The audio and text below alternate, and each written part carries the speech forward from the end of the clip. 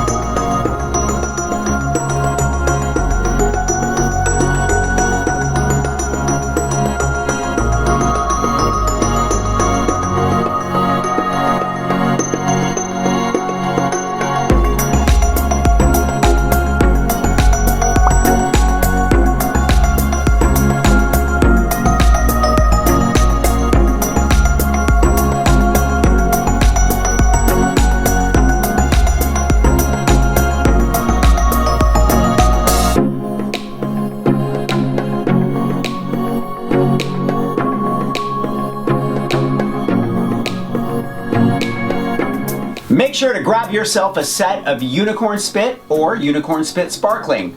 Both really awesome products and I love using them.